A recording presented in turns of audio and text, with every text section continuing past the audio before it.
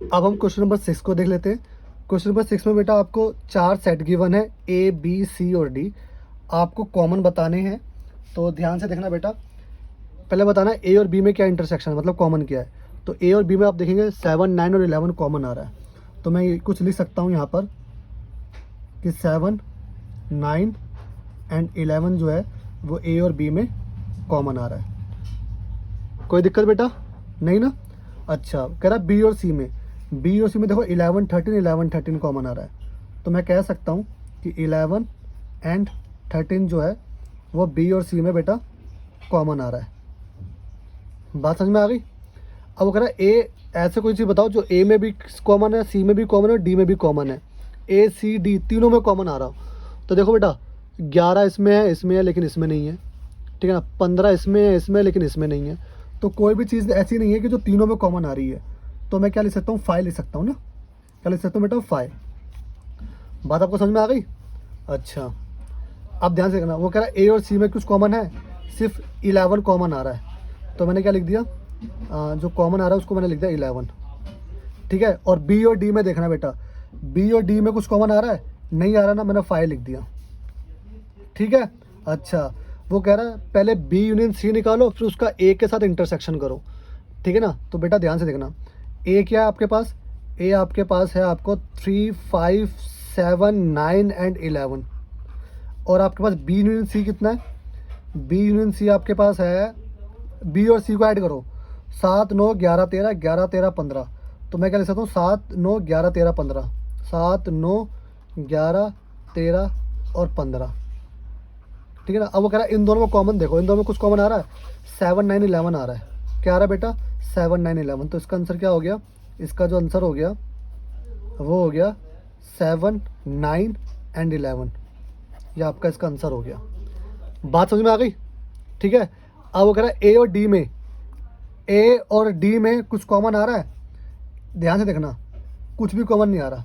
तो मैंने क्या लिख दिया, 5, ठीक है। अच्छा, अब वो कह रहा है बी का डी के साथ यूनियन करो, फिर उसके साथ ए के साथ इंटरसेक्शन करो। तो ए तो आपके पास देखते हैं क्या है, ए तो आपके पास आपको गिवन है 3, 5, 7, 9 और 11। और बी यूनियन डी क्या है आपके पास बेटा, बी यूनियन डी देख, ध्यान से देखना, 7, 9, 11, 13, 15, 17, 7, 9, 11, 13, 15 एंड 17। ये आपका बी यूनियन डी हो गया। मैंने ऐड कर दिया बी और डी को। अब वो इसमें कुछ कॉमन दिख रहा है, ध्यान से देखना, 7, 9, 11 आ रहा है बस, ठीक है। तो इसका आंसर क्या आ गया, इसका आंसर हो गया 7, 9 और 11। बात आपको समझ में आ गई?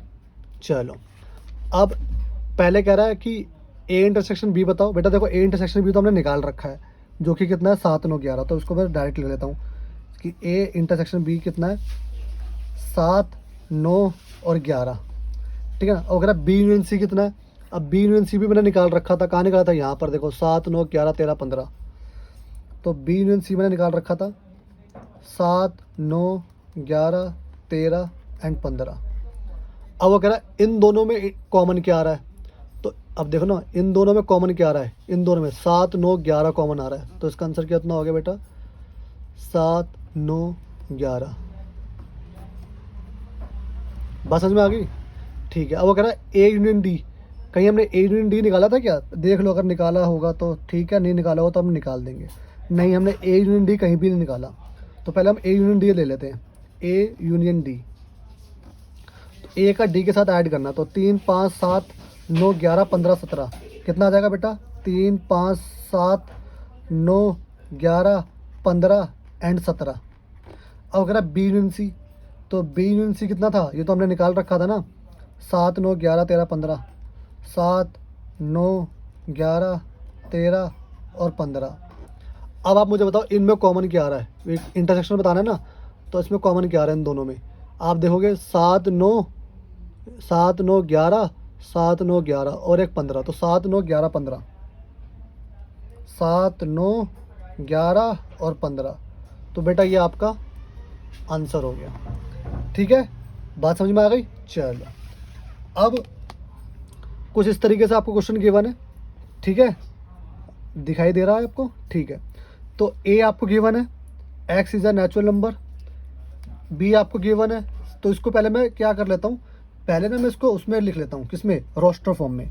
तो ए आपके पास क्या है, बिल्कुल ध्यान से देखना, x is a natural number, तो मतलब 1 2 3 4 डॉट डॉट डॉट चलता रहेगा ये। बी आपके पास क्या कह रहा है, इवन नेचुरल नंबर, तो क्या हो गया आपके पास 2 4 6 8 डॉट डॉट चलता रहेगा। X is a odd natural number, तो सी क्या है, ऑड नेचुरल नंबर, मतलब 1 3 5 7, ठीक है ना, 9, ऐसा चलता रहेगा। और डी क्या कह रहा है आपके पास, डी आपके पास कह रहा है x is a prime number. Prime number कौन से, जो अपने टेबल से डिवाइड होते हैं, 1 2 3 5 7 11, ठीक है, और क्या हो गया बेटा 13, ऐसे चलते रहेंगे। अब वो कह रहा है ए और बी में कॉमन बताएंगे, आप क्या कॉमन आ रहा है, ए और बी में कॉमन बताएंगे। तो बेटा देखो, ए में तो सारे नंबर आ रहे हैं, 1 से लेकर अनलिमिटेड, और इसमें सिर्फ 2 4 6 8। तो बेटा ध्यान से देखना, ए आप देखेंगे ना, बिल्कुल ध्यान से देखना आप, कि ए और बी में जो कॉमन आएगा ना, वो बी बी आएगा। क्या आएगा बेटा, जो ए और बी में जो कॉमन आएगा ना, वो बी आएगा। तो इसका आंसर जो मैं लिखूंगा ना, देखो इसमें कॉमन क्या आ रहा है, 2 इसमें भी है, इसमें भी है, 4 इसमें भी है, फिर इसमें 5 भी होगा, 6 भी होगा। तो जो इसमें कॉमन आ रहा है ना, वो पूरे बी का सेट पूरा कॉमन आ रहा है, बी का पूरा सेट जो है कॉमन आ रहा है। बात समझ में आ गई। तो या तो आप बी लिख दो, या फिर आप क्या ले सकते हो, क्या कॉमन आ जाएगा बेटा, या फिर आप इसको ऐसे भी ले सकते हो कि 2 4 6 8 डॉट डॉट डॉट, ये कॉमन आएगा, ठीक है ना। या फिर आप क्या लिख सकते हो, या फिर आप ऐसे भी लिख सकते हो, क्वेश्चन कैसा गिवन है आपको, सेट बिल्डर फॉर्म में गिवन है ना, तो आप ऐसे भी लिख सकते हो, जो कॉमन आएगा ना वो, कि इन दोनों में ये कॉमन आ गया बी पार्ट, तो x is a even natural number, ठीक है ना। तो कुछ भी आप आंसर ले सकते हो, चाहे आपका ये आंसर हो गया, चाहे आप ये लिख लो, चाहे आप ये लिख लो। आपको बात समझ में आ गई, ठीक है। चलो अब ए और सी में देखना, ए और सी में, तो देखो इसमें सी कॉमन आएगा। बेटा देखो, जो नेचुरल नंबर जो होता है वो तो 1 से लेकर सब हो रहा है, और देखो सी, जो सी के जितने भी एलिमेंट है वो सब ए में आएंगे। तो मैं कह सकता हूँ जो इसमें सी आ रहा है कॉमन, ठीक है ना। इसको आप कैसे ले सकते हो, या फिर आप ये आंसर लिख दो सी, या फिर आप इसको ऐसे भी ले सकते हो कि जो कॉमन आ रहा है वो सारे एलिमेंट आप दिखा सकते हो कि 1 3 5 7 जितने भी ऑड नंबर है सारे ए में आ रहे हैं, ठीक है ना। या फिर इसको आप ऐसे भी ले सकते हो सेट बिल्डर फॉर्म में, क्या, कि x is a odd natural number. बात समझ में आ गई, ठीक है। चलो अब वो कह रहा है ए और डी में। अब देखो बेटा, ए और डी में ऑब्वियसली ए बड़ा है, डी छोटा है, तो छोटी चीज़ कॉमन आती है ना बड़े में से। तो मैं कह सकता हूँ कि इसमें जो कॉमन आएगा वो डी का सेट आएगा। इसको आप कैसे ले सकते हो, इसको आप ले सकते हो क्या, 1 2 3 5 7 11 13 डॉट डॉट डॉट। या फिर आप क्या ले सकते हो, जो कॉमन आएगा वो क्या आएगा, कि x is a prime number. बात समझ में आ गई। चलो बी और सी में देखना, बी और सी में कुछ भी कॉमन नहीं आएगा, तो इसका आंसर तो 5 आ गया, ठीक है ना। बी और डी में देखना बेटा, बी और डी में ना सिर्फ 2 कॉमन आएगा, और उसके अलावा कुछ कॉमन नहीं आएगा। सिर्फ क्या कॉमन आएगा, सिर्फ 2 कॉमन आएगा, तो इसका जो आंसर हो गया वो 2 हो गया, ठीक है।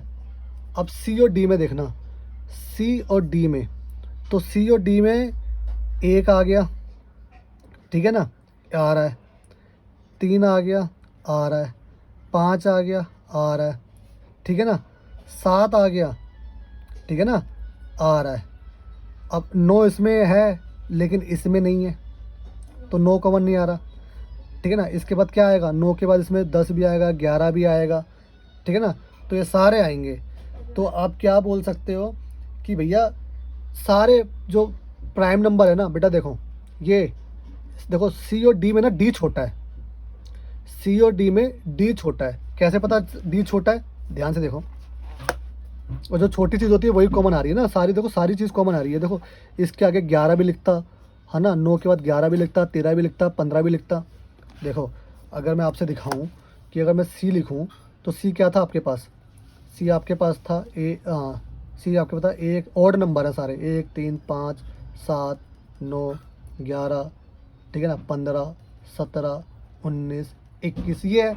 और डी आपके पास क्या था? सिर्फ प्राइम नंबर, मतलब 1 2 3, ठीक है ना, 5 7 9 नहीं लिख सकता, ठीक है ना, 11 13 फिर 17 19 21 नहीं लिख सकता। तो देखो ना डी के जितने भी होंगे ना वो सब सी में मौजूद होंगे। देखो ना 1 भी है, 3 भी है, 5 भी है, 7 भी है, 11 भी है, 13 भी है, ठीक है ना, 17 भी है, 19 भी है। तो ऑलमोस्ट जो है डी के जितने भी नंबर है ना बेटा वो सारे के सारे कहाँ पर है? वहाँ पर लिखे हुए हैं। कोई दिक्कत? ठीक है, तो मैं क्या कहता हूँ कि सी और डी में ना जो डी जो है, सॉरी, सी और डी में देखो जो कॉमन आ रहा है वो क्या आ रहा है? आप इसको कुछ इस तरीके से लिख सकते हैं, देखो कि जितने भी डी है ना इसका डी आंसर आ रहा है, डी आंसर आ रहा है। बट आप देख रहे हो 2 कॉमन नहीं आ रहा, डी बट एक्सेप्ट 2, 2 को छोड़ के सारा, ठीक है ना। तो उसको मैं कैसे लिखूंगा? बिल्कुल ध्यान से देखना। अब देखो 2 को छोड़ के बाकी सारा, तो बाकी देखो 2 को छोड़ दो, बाकी आप देखोगे ना ये सारे ऑड नंबर हैं, 1 3 5 7 11 13 17 19। तो मैं क्या लिख सकता हूँ कि जो इसका आंसर आ रहा है ना वो आपका आ रहा है x is a odd, x is a odd natural, sorry natural कह रहा हूँ, प्राइम नंबर। सारे प्राइम नंबर आ रहे हैं लेकिन इसको छोड़कर, ये इवन नंबर है ना, इसको छोड़कर 2 को छोड़कर, तो x is a odd prime number. आपको बात समझ में आ गई? ठीक है। अच्छा अब हम देखते हैं किसमें, क्वेश्चन नंबर 8 को देखते हैं। तो बेटा डिसजॉइंट सेट मैंने क्या बताया था? जिसमें कुछ कॉमन ना आए, जिसमें कुछ कॉमन ना आए। तो बता रहा है इसमें बताना है आपको कि which of the following pairs of sets are disjoint. तो क्या ये डिसजॉइंट है? तो बेटा देखो इसको पहले मैं रोस्टर फॉर्म में लिख लेता हूँ फिर आपको बता दूंगा। तो ये 1 2 ये 3 और ये 4 हो गया, और ये आपका हो गया x is a natural number 4 से बड़ा या 4 के बराबर, मतलब 4 भी ले लिया, और 6 से छोटा और 6 के बराबर, तो 4 5 और 6। तो इसमें कुछ कॉमन आ रहा है? हाँ 4 और 4 तो कॉमन आ रहा है, तो मतलब ये डिसजॉइंट सेट नहीं है, ठीक है ना। तो मैं कहूँगा ये तो नो है। डिसजॉइंट सेट के लिए कुछ भी कॉमन नहीं आना चाहिए, कुछ भी कॉमन नहीं आना चाहिए। इसमें देखो इन दोनों में कुछ कॉमन आ रहा है, देखो ई यहाँ पर भी है, ई यहाँ पर भी है, तो इसका आंसर भी नो है कि ये डिसजॉइंट सेट नहीं है। बात समझ में आ गई? अब देखो ये कह रहा है x is a even integer, ठीक है ना। तो इवन इंटीजर मतलब 2 4 6 8, ठीक है ना, 10 ले लिया। अब इंटीजर तो बेटा नेगेटिव भी हो सकते हैं, तो -2 -4 -6 भी ले सकते हो आप, ठीक है ना। मैंने एग्जांपल लेना था, मैंने ये ले लिया। अच्छा ऑड इंटीजर कह रहा है, तो ऑड इंटीजर मैंने ले लिया 1 3 5 7 9, ठीक है ना, डॉट डॉट डॉट चलता रहेगा, बंद नहीं होगा ये, ठीक है। अब कुछ कॉमन आ रहा है? नहीं। तो इसमें कुछ कॉमन नहीं आ रहा ना, जिसमें कुछ कॉमन नहीं आता तो वो सेट्स जो होते हैं डिसजॉइंट सेट्स होते हैं। बात आपको समझ में आ गई? चलो अब क्वेश्चन नंबर 9 को देखना बेटा बिल्कुल ध्यान से। तो क्वेश्चन नंबर 9 क्या कह रहा है? आपको देखो सब्सट्रैक्ट की कैटेगरी का है कि ए में से आपको बी माइनस करना है, मतलब बी के एलिमेंट नहीं लेने, है ना, जो बाद में लिखा हुआ है ना उसके एलिमेंट नहीं लेने। तो ए में जो भी बी के एलिमेंट दिख रहा होगा ना उसको मत लेना। तो ध्यान से देखना, आप कुछ दिख रहा है क्या जो बी के जितने एलिमेंट जो इसमें आ रहे हो? 4 आ रहा है? नहीं। 8 आ रहा है? नहीं। 12 आ रहा है, ठीक है, 12 को नहीं लिखोगे आप। और 16 आ रहा है? नहीं। 20 आ रहा है? नहीं। तो ए में से 12 हटा देना बस। तो कितना हो गया, 3 6 9 15 18 और 21, ये आंसर हो गया इसका। अच्छा, अब अगर ए में से सी हटा देना, सी के एलिमेंट, तो 2 है कि नहीं है, 4 है नहीं है, 6 है, तो एक 6 हट जाएगा, 8 है नहीं है, 10 है नहीं है, 12 है, हाँ है, 12 हट जाएगा, 14 नहीं है, तो 6 और 12 हट जाएगा इसमें से। तो 3 9 15 18 और 21 इसका आंसर आ गया।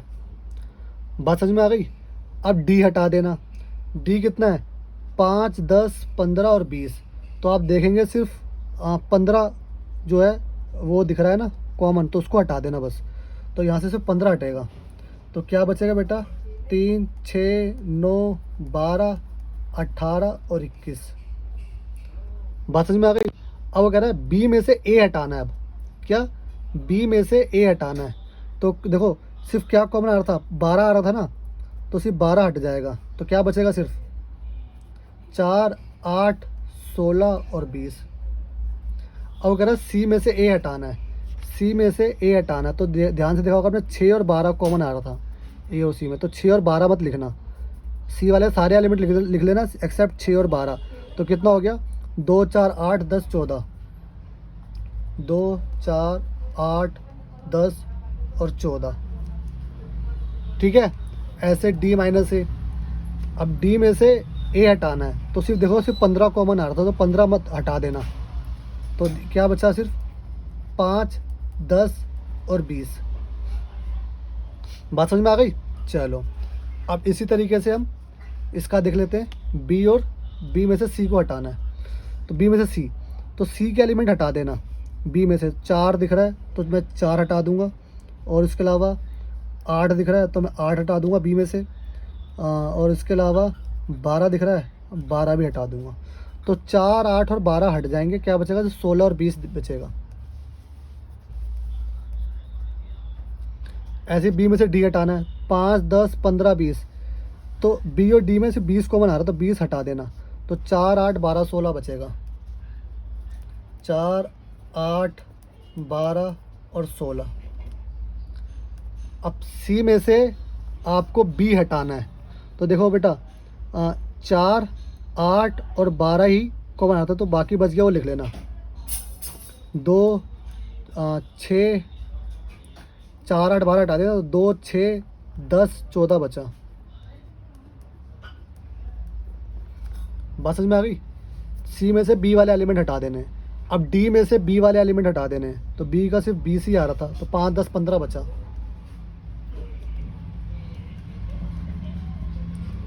अब अगर सी में से डी हटा देना, डी का क्या कुछ कॉमन आ रहा है, डी का सिर्फ देखो 10 कॉमन आ रहा है बस, और कुछ नहीं आ रहा, तो 2 4 6 8 12 14, 2 4 6 8 12 और 14। बात समझ में आ गई। अब वो कह रहा है डी में से आपको सी के एलिमेंट हटाने हैं, तो अब देखो सिर्फ 10 कॉमन आ रहा है ना डी में, तो ये 10 हटा दिया, और बाकी 5 15 20 बचा, 5 15 और 20 बचा, ठीक है बेटा। बात समझ में आ गई। 1 मिनट, तो ये आपका हो गया क्वेश्चन नंबर 9 कंप्लीट।